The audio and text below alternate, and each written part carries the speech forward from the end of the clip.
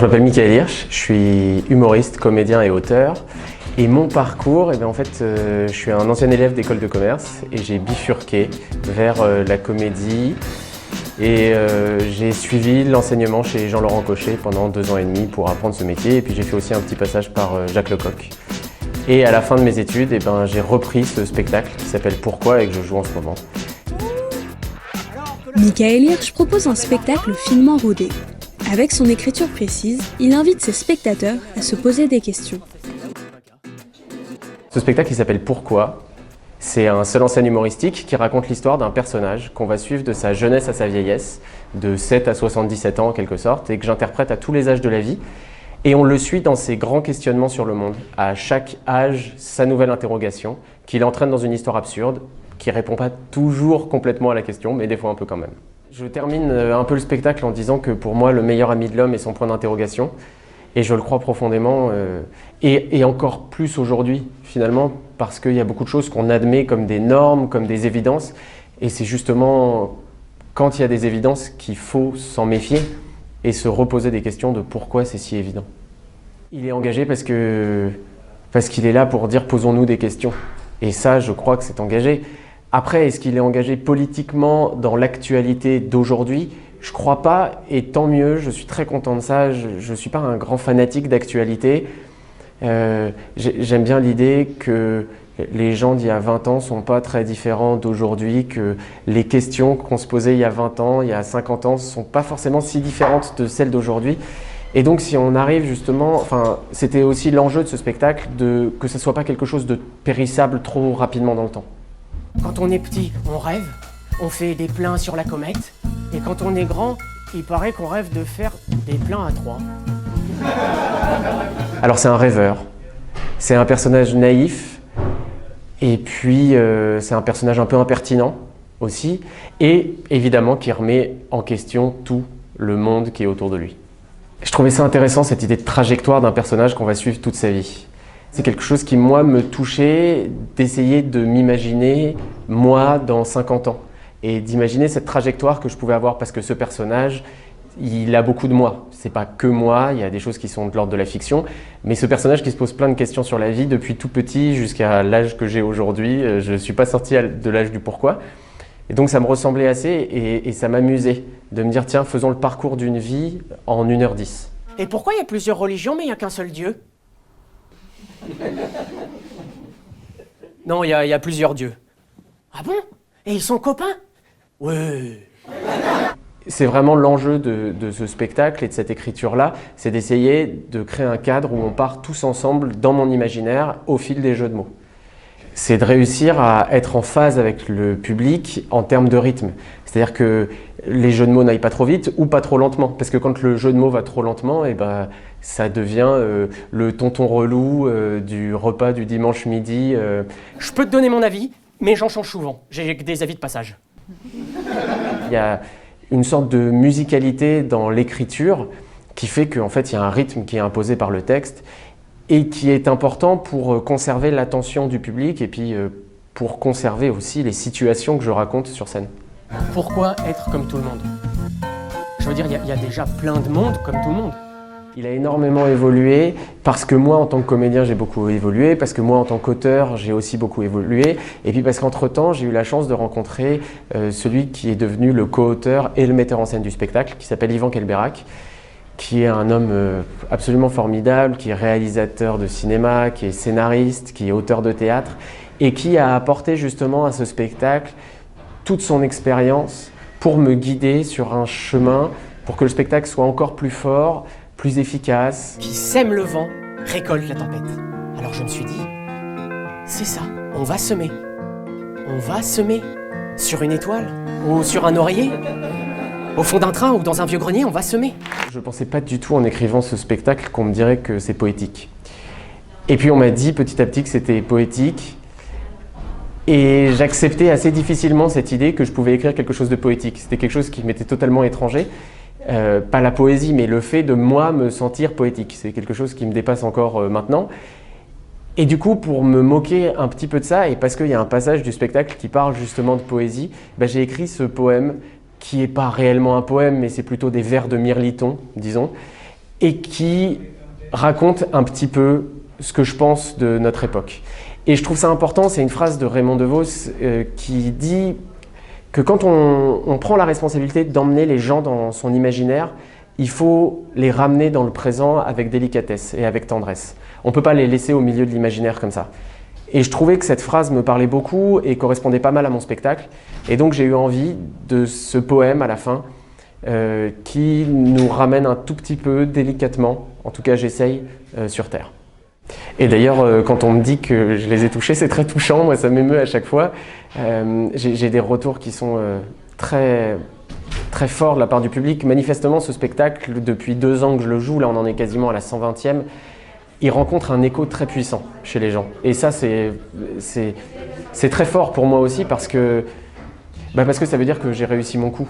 Voilà, ça veut dire que ce que je raconte sur scène, eh ben, ça parle aux gens et c'est pour ça que je le fais. Les spectateurs sont tellement touchés par la prestation de Michael Hirsch qu'ils l'ont poussé à éditer le texte de son spectacle.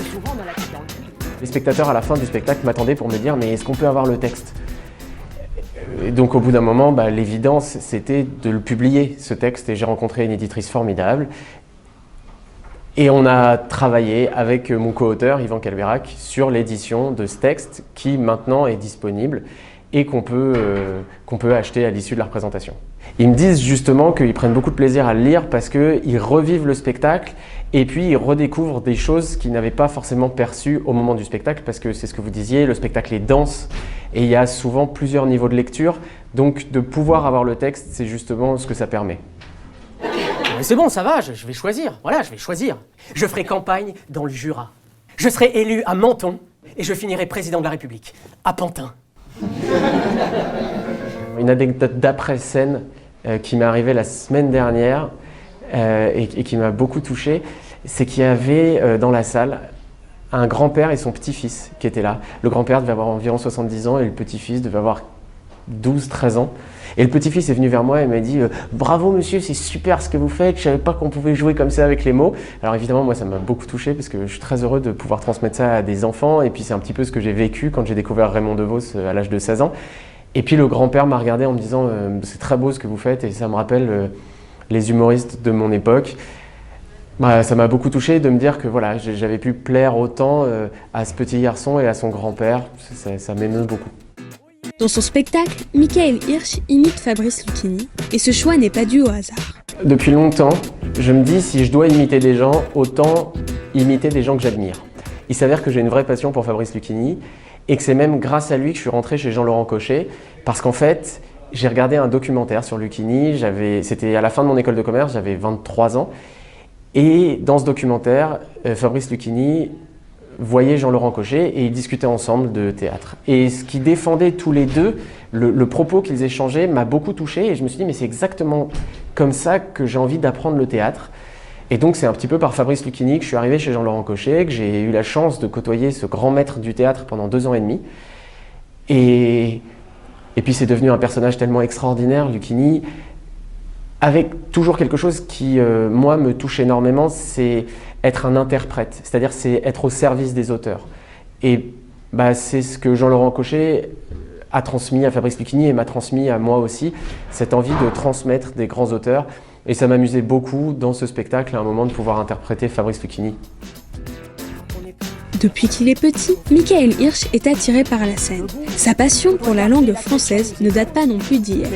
Depuis tout petit, en fait, ça m'attire. Et puis, il y a eu une révélation, c'est vers l'âge de 16 ans, quand j'ai découvert Raymond DeVos, où j'ai découvert à la fois la passion de la langue française, parce que j'étais un très mauvais élève en français.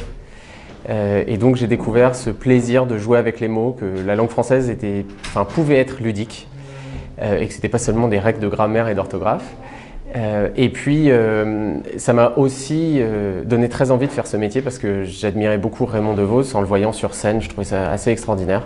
Et voilà, et petit à petit, j'ai commencé par faire du théâtre amateur, j'ai fait un peu d'improvisation.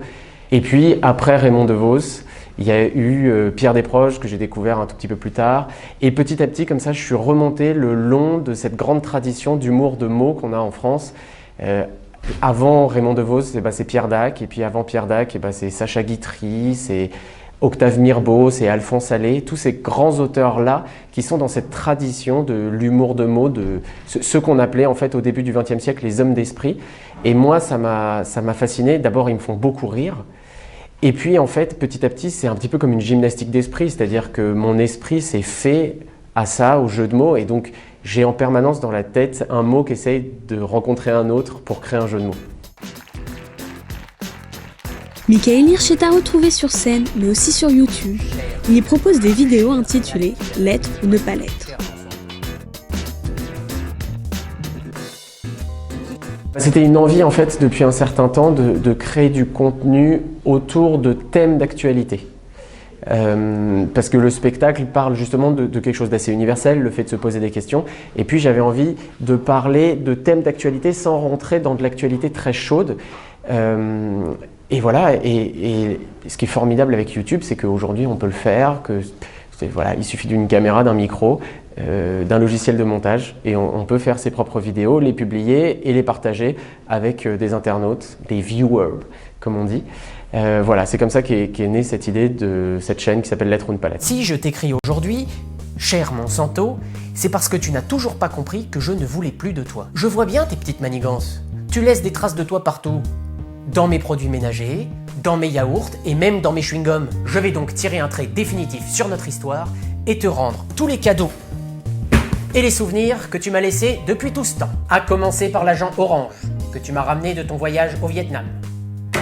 Les PCB, dont tu m'as dit en rentrant des États-Unis, non sans ironie, là-bas, ça fait un malheur. Et le Roundup, que tu m'offrais chaque année pour mon anniversaire. Michael Hirsch ne manque pas de projet. Prochaine date de ce spectacle, je suis au Lucernaire jusqu'au 25 juin, du mercredi au samedi à 21h30. Je serai à Avignon cet été pour le festival à 11h25 à l'Essaillon tous les jours. Et puis de septembre à décembre, j'ai plein de dates de tournée un peu partout en France, en Suisse. Je vais aussi à Alger jouer mon spectacle. Donc voilà, il y a plein de choses qui se préparent. Et puis comme projet, j'ai une chaîne YouTube sur laquelle je poste des vidéos. Ça s'appelle L'être ou ne pas l'être.